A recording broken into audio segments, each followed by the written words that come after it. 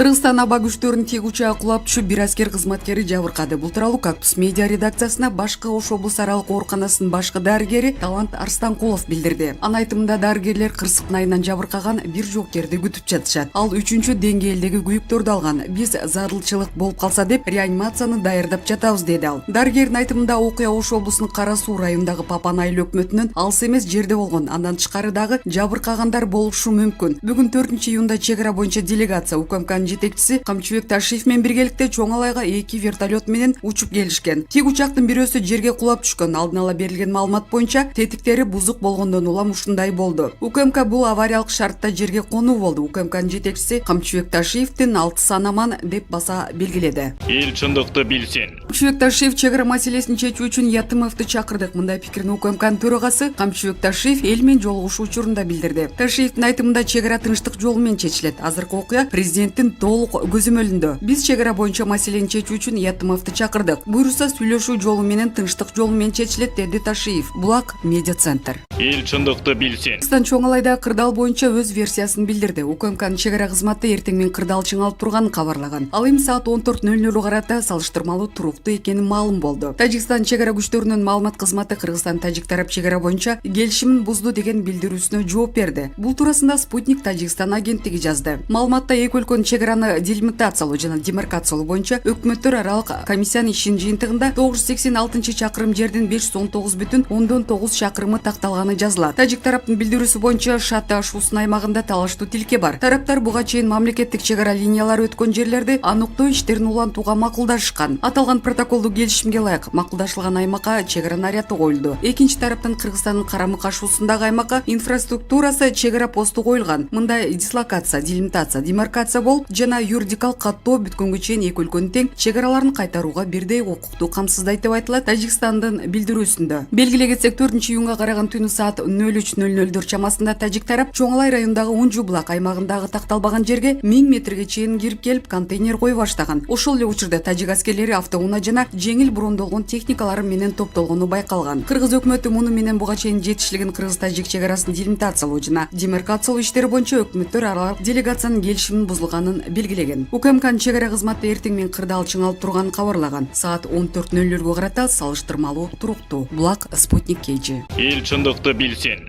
Тажикстан биздин алай өрөөнүбүз аркылуу Кытайга коридор ачууга аракет кылууда. Саясатталдоочу Марсариев кыргыз-тажик чек арасында түзүлгөн кырдаал чечилбеген чек ара маселелеринен улап келип чыкты деп эсептейт. Демек, бул жерде да Баткен багытындагыдай курч абал кала берет. Анткени Чоң Алай деген жаңы участок кошулду. Кырдаал Тажикстан жабылыштын кесепети катары келип чыкты. Ал жакта болсо ички социалдык чыңалуу күчөгөндөн күчөп баратат. Тажик жарандары мурдагыдай Россияга Кыргызстан аркылуу чыгып кете албай калышты. Бул болсо Россияга кетүүнүн арзан жолу болчу. Жашылча жемиштерин да чыгара албай калышты. Анткени товардын баары Кыргызстан аркылуу чыгып кетип турчу. Өзбекстан болсо өзүнүн чыгарып жаткан товарларынын агымында Тажикстандай атаандаштын болушуна түк кызыктар эмес. Мындай шарттарда тажик тарап Кытайга коридор ачууга абдан кунт коюу менен карай башташты. Ал эми алай өрөөнү болсо мындай коридор ачканга абдан ыңгайлуу аймак. Ал жерде бийик ашуулар жок, туннель куруунун дагы зарылдыгы жок. Ошондуктан дүйшөмбүдөн алай өрөөнү аркылуу Кашкарга чыга турган багытты ачып алса болот. Биздин Карамык өткөрмө постубуз так ошол жерде жайгашкан, дейт Марсариев. Саясатталдоочунун пикиринде курч кырдаал күтүлбөгөн жерден келип чыккан жок. Бул кокустук эмес. Муну менен тажик тарап жыл бою Кытайга чыкса боло турган коридорду ачып алуу үчүн так ушул такталбаган чек ара тилкесиндеги жерлерди каратып алууну каалап турат. Бул мен айткандай блокадада калган Тажикстандык узак мөөнөттү көздөгөн стратегиясы. Эгерде дейлик Тажикстан Кыргызстан менен аскерий жол чатакташып болобу же чек араны тынч жол менен делимитациялап жана демаркациялап болобу алай өрөөнү аркылуу Кытайга коридор ачып ала турган болсо, анда Афганистандан жана Ирандан башталган ири перс тилдүү алкак түрк тилдүү өлкөлөр Казакстан менен Өзбекстандан кыйгап өтүп Кытай менен Тажикстан аркылуу кошулушу мүмкүн. Ошондуктан бул жерде чоң саясаттын тиешеси болушу ыктымал. Андан тышкары аскерлерин Афганистандан чыгарууну баштаган америкалыктар Россия менен Америка Кошмо Штаттын ортосундагы талаштуу болгон расмий дүйшөмбү менен өзлөрүнүн саясий оюндарын жүргүзүүдө. Россия болсо америкалык аскерлердин Тажикстан аймагына жайгашуусун каалабайт. Америкалыктар үчүн болсо бул абдан ыңгайлуу позиция болуп турат. Ошондуктан тажик тарап мурдагы жетишилген келишимдерди бузууну уланта берсе кырдаал чыңалгандан чыңала берет деп ойлойм. Демек, бул процесстерге абдан тыкыр байкоо салып, алдын алуу чараларын көрүп туруу керек жана саясий дипломатиялык диалогду күчөтүү талап кылынат. Чоң Алай районунда абдан көңүл буруу зарыл. Керек болсо Тажикстан талаштуу участоктарга ээлик кылууга умтулбас үчүн бул райондун статусу боюнча да айрым бир чараларды кабыл алуу зарыл. Чечкиндүү системалык чараларды абдан тездик менен кабыл алуу керек, дейт Марсариев. Булак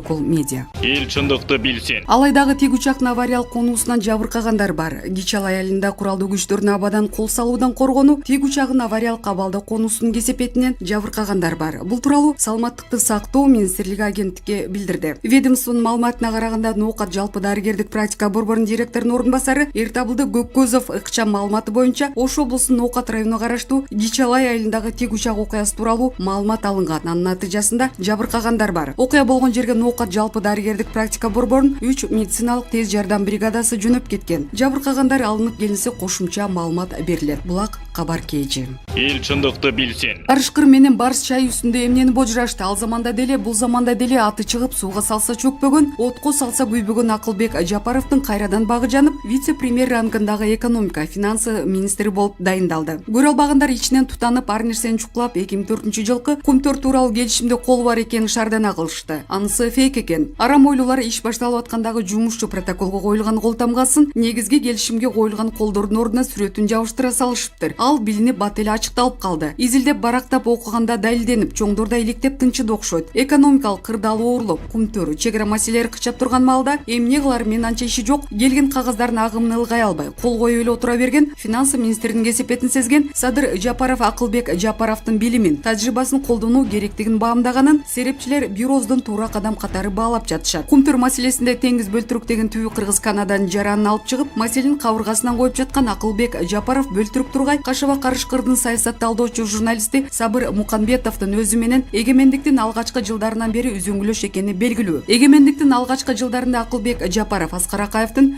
өкмөттүн жаштар саясатын жетектеп, ашар кыймылы менен тыгыз кызматташып, жаң конуш лидерлерине көп техникалык жардамдарды, финансы каражаттарын бөлдүрүп берүүгө салым кошконун, Бакиев заманда жаң конуштардын инфраструктурасына 100 миллиондогон сомдорду бөлдүрүп, ашарчылардын салтына ылайык Чоң Аюу, Карышкыр, Кашкулак, Суур, Чөндөлөй, Кашкалдак, Сагызган, Чакчыгай, Дельфин, Тушканчык, Ачкүсөн, Сүлүк-Курт, Аскарида, Зергер, Чанач, Котур, Кайыш деген сыяктуу жаныбар же жөнөкөй буюм аталыштагы аттар таркатылганда кур калбай Акылбек Жапаров Барс деген кайман атка татыганын көпчүлүк биле бербесе керек. Ошол чоң жыйында жалгыз Ачкүсөн каршы добуш берип, 99% топ башлар Акылбекке Барс деген кайман атты ыйгарганын али күнчө эсибизде. Бүгүндө Акылбек Жапаровдун кайрадан дайындалышына жаң конуштагы калк ыраазы болуп, баштагыдай көңүл бөлүнөрүнө ишенишип, үмүттөрү жанууда. Булак Арба KG. Эл чындыкты билсин. Казакстан эми үчүн Тажикстанга ок-дарыларды жөнөткөнү жатат. Казакстан коргоо министрлиги Тажикстанга акысыз аскердик техникалык жардам көрсөтүү жөнүндө мыйзам долбоорун демилгеледи. 17-июнга чейин коомдук талкууга коюлду. Казакстан төмөнкү жабдууларды Тажикстанга өткөрүп берүүнү пландаштырууда. 5 см